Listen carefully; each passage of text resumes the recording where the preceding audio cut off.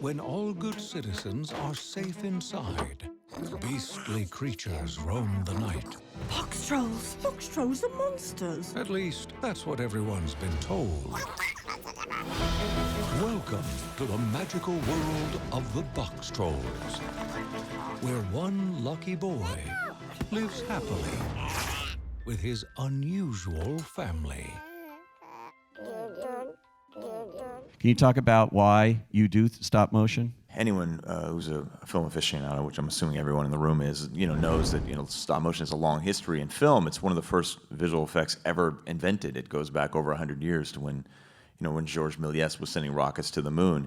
And in a lot of ways, what we do at Leica is it hasn't changed in those 100 years. We're still making these things by hand, making puppets on a set with lights and a camera, moving things frame by frame to bring these things to life. It's something it's akin to old school movie magic. You don't see that kind of thing typically in film anymore, where everything is artificial. I mean, it's all artificial to a degree, but these things are real objects brought to life by the hands of artists, and I think that gives it a warmth and a charm and a humanity that is often lacking in kind of some of the cold sterility of something that comes out of a computer.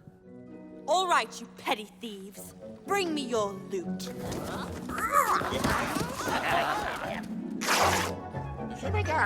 Oh, thanks. No. This might work. No. Oh, yes. No. Yes. You look like a proper boy. Me? Proper boy? How do we get out of this place?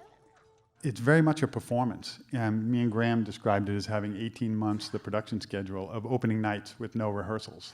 Because in every other form of animation, in 2D hand-drawn animation, you do a lot of different iterations till you get the performance you want. And say in live action, you do as many takes as you want to get the performance. But in stop motion, once all the prep has gone into it, which is probably 2 or 3 years of writing and rewriting and storyboarding, it really comes down to that moment where you launch the animator on his sequence. And you have to describe to him everything that you've built up to that moment, and he has one rehearsal, and then he does the sequence. And he may be animating for 2 weeks, animating that character in front of the camera, but once he begins, it's very difficult to change things. So it's very much like a performance, and the animators are actors in a way, unlike any other form of animation. For me, that was the biggest change, the biggest difference in it, and it was incredibly stressful.